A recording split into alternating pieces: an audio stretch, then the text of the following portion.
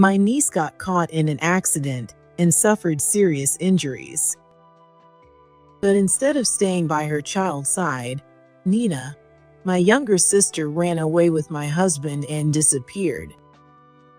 9 years passed, and one day at work, I happened to spot two familiar figures. There was no mistaking it.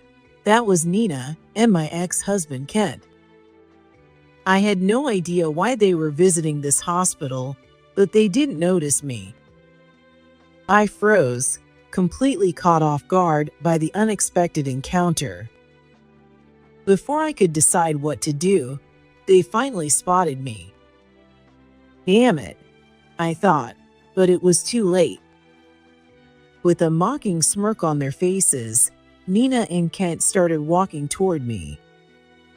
Now that I got a good look at her, Nina had changed. She was stunningly beautiful. It was obvious she had spent a fortune on personal care.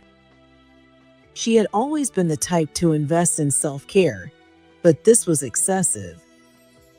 With cheeks so shiny, they almost looked greasy, she twisted her lips into a smirk and spoke. Oh, hey, sis. Still working hard? That's gotta be rough on your skin. Leave now. Come on, don't be so cold. It's been, 10 years? Don't you have anything else to say? Like, about the kid that became like a mummy?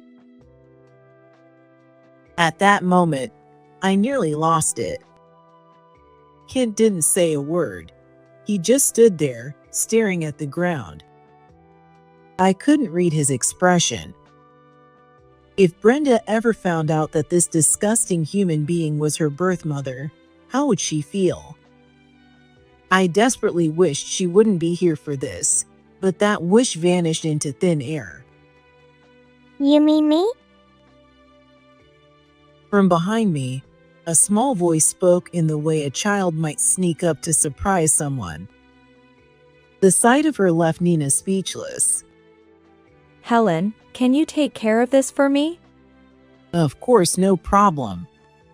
Thank you. I had been working as a nurse at this university hospital for nearly 20 years. I'm not trying to boast, but I knew people relied on me. Another day's work is finished. At home, a peaceful life awaited me, one completely different from my workplace.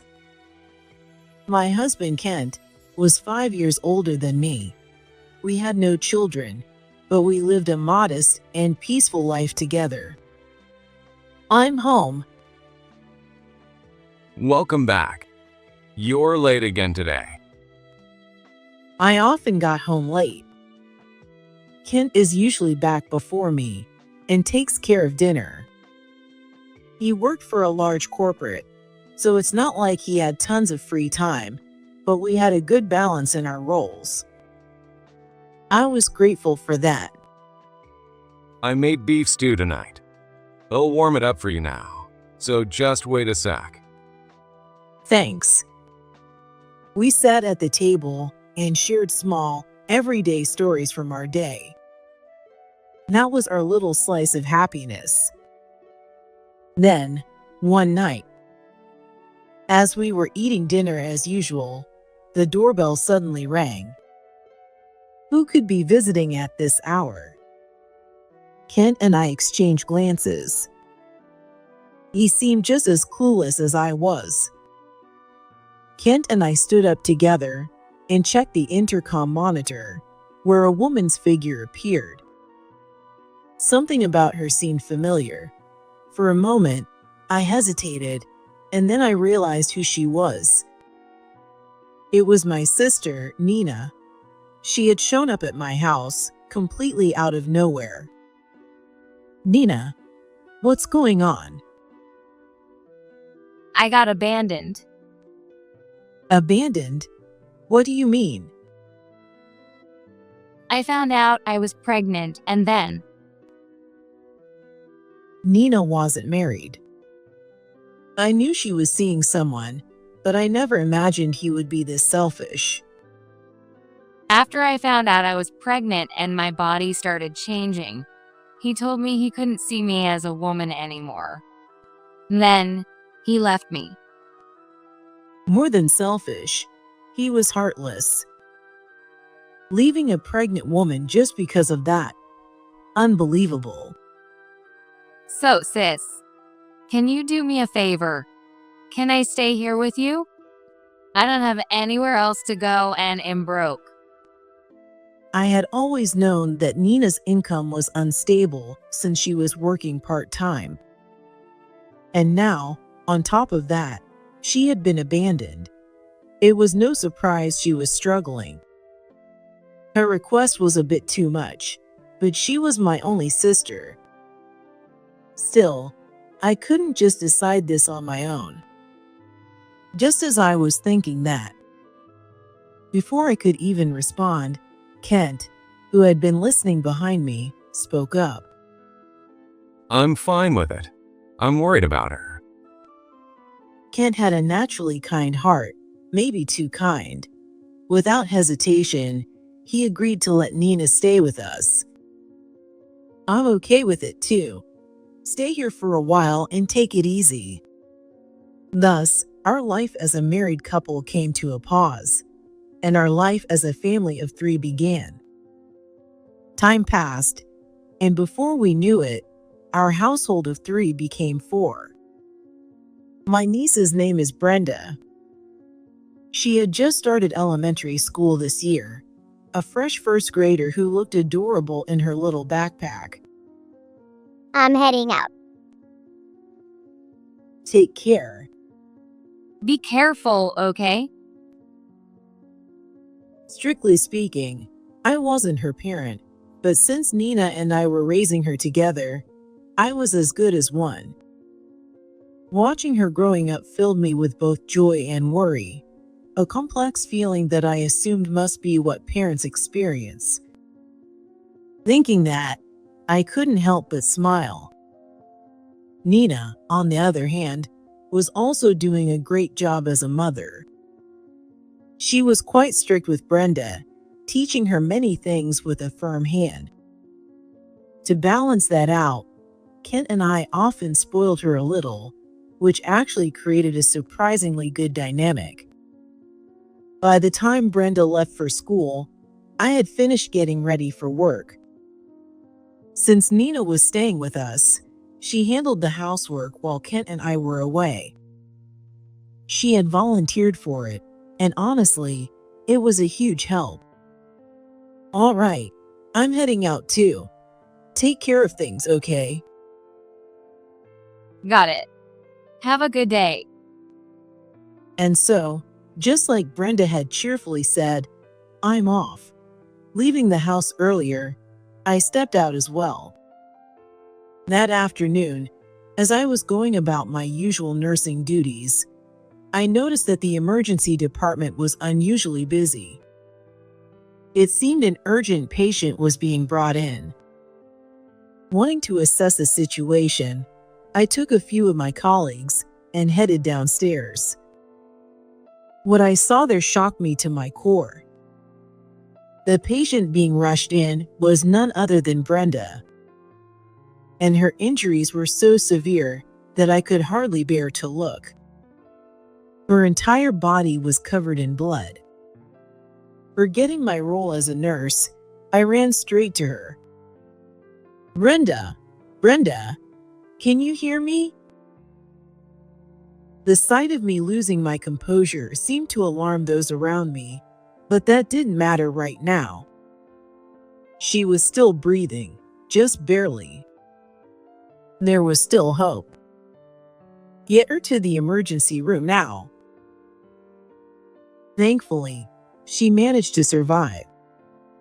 However, the doctor warned that noticeable scars on her face might remain. Of course, for a young girl, a facial scar wasn't ideal, but all I could feel was gratitude that she was alive. Later, I learned that Brenda had been hit by a car while walking home from school. The driver had been distracted, not paying attention to the road. Kent and Nina arrived at the hospital soon after. Brenda. Nina ran to her, but upon seeing her condition, she fell silent. Brenda had survived, but the scars would remain. That, of course, meant her face. At first, Nina had been a worried mother, anxious about her daughter's injuries. But the moment she saw Brenda lying in bed, wrapped in bandages, something in her changed. It was as if all emotion had drained from her. "Nina, what's wrong?" Nothing. I'm just glad she's okay. Her words felt hollow, as if there was nothing behind them. She quietly sat down on a nearby chair and just stared at Brenda. From that day on, I dedicated myself to taking care of Brenda, doing everything I could between shifts. It took time, but she gradually recovered. Eventually, she was able to talk normally again. "How are you feeling? Does anything hurt?" I'm okay now. But when the day finally came to remove the bandages from her face, the scars were still there. Brenda would have to live with them for the rest of her life. Thinking about that made my heart ache. Yet, through all of this, Nina never once helped care for her. She didn't even come to visit. Something must have happened after what occurred last time. As her older sister, I couldn't shake the uneasy feeling I had about Nina's behavior that day. If things continued like this, Brenda would be the one to suffer. With that in mind, I decided to confront Nina after I got home. When I arrived, I noticed the porch light wasn't on. Usually, either Kent or Nina would be home by now and would leave the light on for me. Maybe they just forgot today. But when I unlocked the door and stepped inside, I was met with complete darkness. It was immediately clear no one was home. I stepped inside, tilting my head as I feel something's off, and turned on the light. That's when I saw a single piece of paper left on the dining table. "Please take care of Brenda. Regards, Nina." And that was all it said. I stood frozen for several seconds, maybe even longer. I couldn't immediately process what this message meant. Then, the realization hit me. Nina had abandoned her own daughter. The unease I had felt before suddenly made sense, and at the same time, an uncontrollable anger welled up inside me. Why would she make such a foolish decision? I knew she wouldn't answer, but I called her anyway. As expected, there was no response. Next, I called Kent. He needed to know about this. But he didn't pick up either. That's when it finally clicked. Ever since that day, Nina's attitude had changed. She had probably been trying to get close to Kent. And if he gave into that temptation, then it would explain why neither of them was answering my calls now. It felt like I was paying the price for ignoring the warning signs all along. I had been betrayed. Later, during the legal process of obtaining custody of Brenda, I learned a few things from my discussions with Nina. That day, when she saw Brenda covered in scars, she saw a reflection of her younger self. If I have a child who looks like that, I might experience the same pain I did before. Maybe it's better if I just live my life alone. That was what she had been thinking. If that was her reasoning, then it was only a matter of time before she abandoned raising Brenda. And, just as I suspected, Nina got close with Kent, and her plan worked perfectly. The divorce was finalized through my lawyer, and I gained full custody of Brenda. Our household of 4 was reduced to just the 2 of us. For the first time in my life, I felt an overwhelming sense of relief that I had my job. No matter what, I would raise Brenda to be happy and strong. I silently vowed to myself. 9 years passed in what felt like the blink of an eye.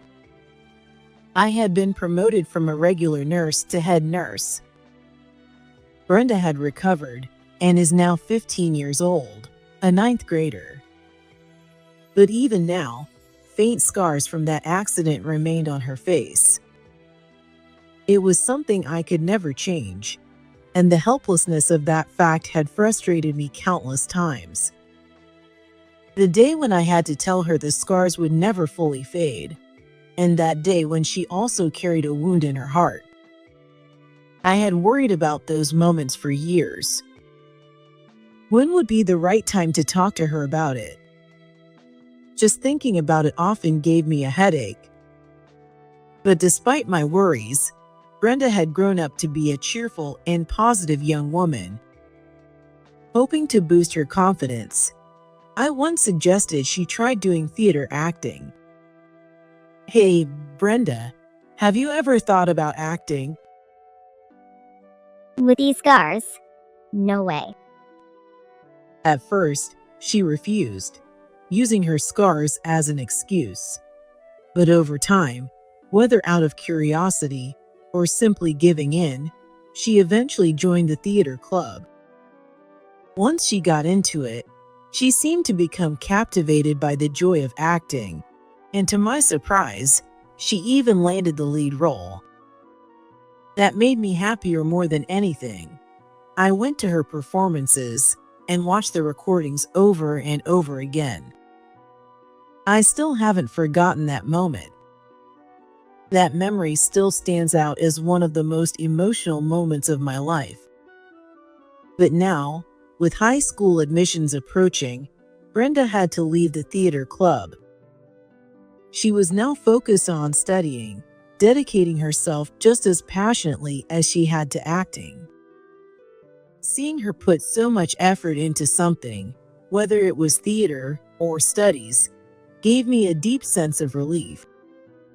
Then, one day at work, I spotted 2 familiar figures. There was no mistaking it: Nina and Kent.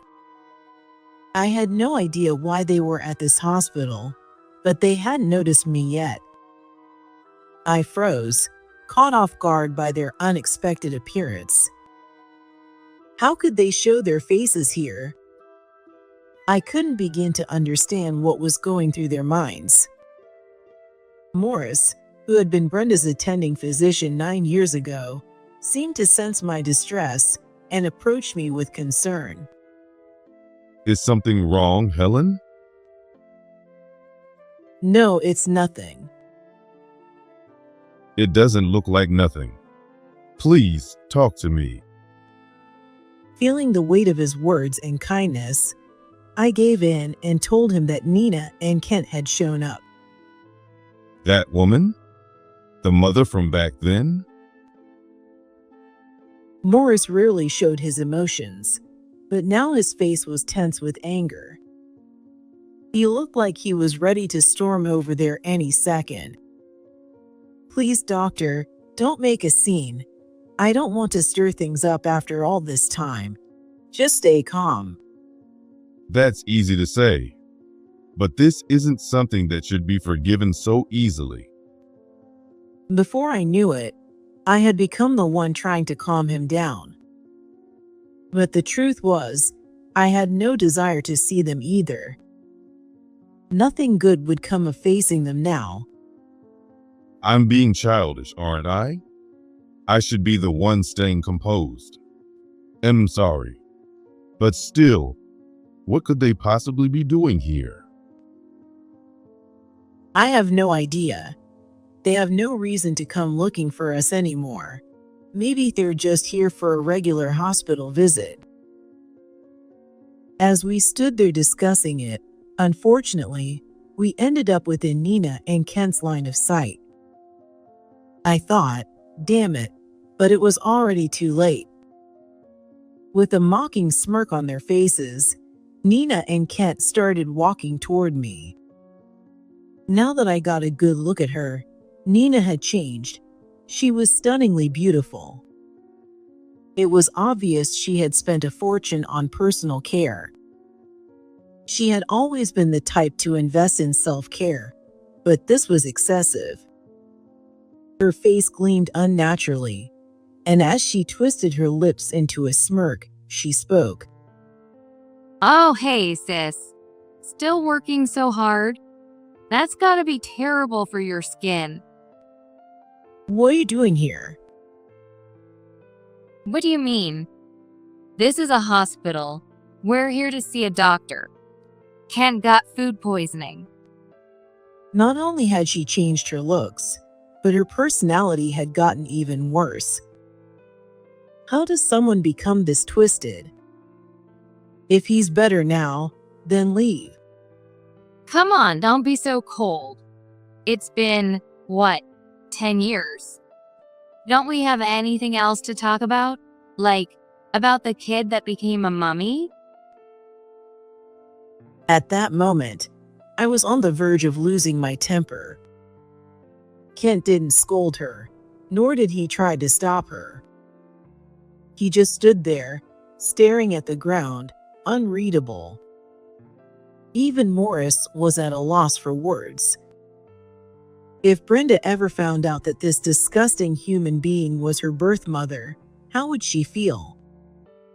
I desperately wished she wouldn't be here for this, but that wish vanished into thin air. You mean me? From behind me, a small voice spoke in the way a child might sneak up to surprise someone. Of all days, today was the one time Brenda had a reason to visit the hospital. Nina's words stopped in her throat the moment she saw her. Or rather, her gaze locked onto Brenda's shirt.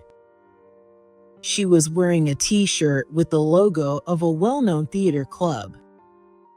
A club that Nina had auditioned for countless times in the past, but had never been accepted into. Why are you wearing that? That theater club? Oh. You know them? Brenda had no idea about her real mother's obsession with theater acting, nor that she had once desperately wanted to join that very club. It was pure coincidence. Seeing her daughter succeed where she had failed, Nina's expression twisted with a mix of emotions, desperation, bitterness, and something else. Kent stood frozen behind her, stunned. The stage she had never been able to reach, and now her own daughter is standing on it. That was a reality she couldn't easily accept. I'm sorry, Brenda. Let's live together again. I'm your mom. But rather than acknowledging the truth, Nina was trying to use it to her advantage. It was beyond selfish. She hadn't changed at all. And then, another voice. I was wrong too. I'm so sorry, Brenda. Please forgive me. But Kent wasn't even apologizing to the right person. The first person he should be apologizing to was me. What was he thinking? I looked at them, wondering what Brenda must be feeling at this moment. But no matter what she thought, I wasn't going to let these people back into our lives. Just as I was about to speak, My mom is the only one. I don't know this flashy woman. as expected from someone used to standing in front of an audience. With a calm and unwavering demeanor, Brenda dismissed their ridiculous apologies. But they weren't the type to back down that easily. Flashy? Why? I'm apologizing so much. Can't you just forgive me? Helen, I'm sorry too. I was wrong. Besides, Nina drained my purses dry. Please help me. The fact that he was apologizing now only meant one thing. He saw potential in Brenda's future and was trying to fix his financial troubles through her. It was beyond obvious. It's too late for apologies, and I have no intention of forgiving you. I held back my rising anger and kept my voice steady. No matter what they said now, the past was over, and none of this had anything to do with Brenda. As this meaningless exchange continued, I noticed Morris approaching with other nurses. He stepped in between us. This is a hospital. Please keep it down. Your discharge paperwork is complete. Take care. So Kent really had been sick, but it seemed he had recovered now, which meant there was no reason for them to stay any longer. Realizing they had no excuse to linger, they reluctantly left. Thank you, Morris. That was a huge help. Not at all. But honestly, I'm concerned. I doubt those two will leave you alone so easily. He was right. Those two weren't the type to give up that easily. I had no doubt they would keep coming back, desperate to cling to anything they could. But this wasn't his problem to deal with. I couldn't burden him any further. If that happens, it's a family matter. I'll handle it myself. For now, the situation had been defused. Just as Morris predicted, Nina and Kent started harassing us. Despite having abandoned our home, they kept showing up, repeatedly apologizing. Kent could only utter, "I was wrong, and please forgive me." He didn't seem to understand at all what he had done wrong at the core. Maybe his financial situation was that dire, but that was none of my concern. Meanwhile, Nina seemed to have finally confronted herself and started speaking about what she truly wanted. I realized what I really wanted was a value of existence. I wanted to be needed. But when I got pregnant, I lost that. And when I saw Brenda covered in scars, I thought people would leave me again. She laid everything out honestly, but that didn't make it okay for her to abandon her own child. And after stealing my husband on top of that, did she really think a confession like this would earn my forgiveness? In the end, her seduction of Kent was nothing more than an attempt to satisfy her need for validation. There had never been any real love there. Hearing this, Kent's attitude shifted again. Now that he understood Nina's motives, he suddenly lost all interest in her and doubled down on apologizing to me. You heard her. I was manipulated. I'm a victim too. Let's live together again. Please forgive me. It was complete nonsense. Every word out of his mouth was empty, devoid of any sincerity. Just listening to him made my blood boil. Enough already. Stop with the pathetic excuses. I had reached my limit and finally raised my voice. No matter what you say, I will never forgive either of you. Never show your faces here again. You really won't forgive me? This is the result of your own choices. I have no obligation to save you from them. Then, just as I was finishing my words, Brenda stepped out of her room. She looked at them and said firmly, You're embarrassing. I only have one real parent. I don't need three. Now come back. With that final statement, Kent turned away. No one knew where he disappeared to after that. As she watched him leave, Nina collapsed into tears. Being completely rejected by her own daughter must have shattered her. Maybe now, true peace had finally come. The thought filled me with both relief and exhaustion, leaving me feeling too drained to even stand properly. Brenda continued to attend high school while also gaining more recognition as a theater actress. Mom, guess what? I got a lead role in the next play. Really? That's amazing. It was clear that this wasn't just a coincidence. Brenda had a true talent for acting, and I couldn't have been prouder. I'll let you know when the performance is set. You have to come watch. Of course I will. Just like that, I had something new to look forward to. Speaking of things to look forward to, something big was happening at work as well. Helen, would you like to grab dinner tonight? To my surprise, Morris had started showing interest in me. At first, I was caught off guard, but over time, I found myself accepting it naturally. Yes, I'd love to.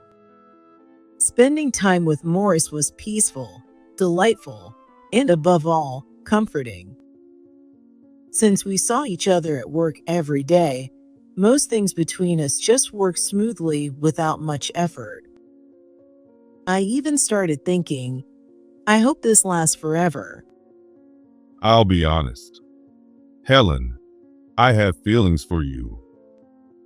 His unexpected confession made my heart race again, just like it used to. Am I bothering you? Of course not.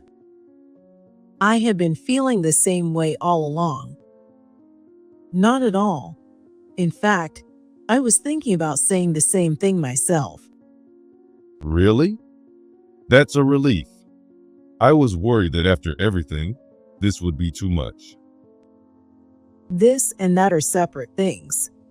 You've been there for Brenda since she was little. I've always wanted to repay you somehow, so let me do that by accepting your feelings. Thank you. But I was only doing what I thought was right. And with that, we officially started dating. When I realized how long it had been since I felt this way, it was almost like being transported back in time. As the months passed, Brenda became a junior in high school. By then, though the scars on her face were still faintly visible, she had come to accept them.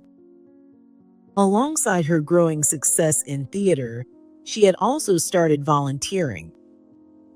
Her mission was to support children facing similar struggles, helping those who had their own insecurities.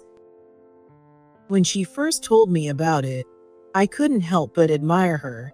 This wasn't just motherly pride, it was genuine respect for her noble cause.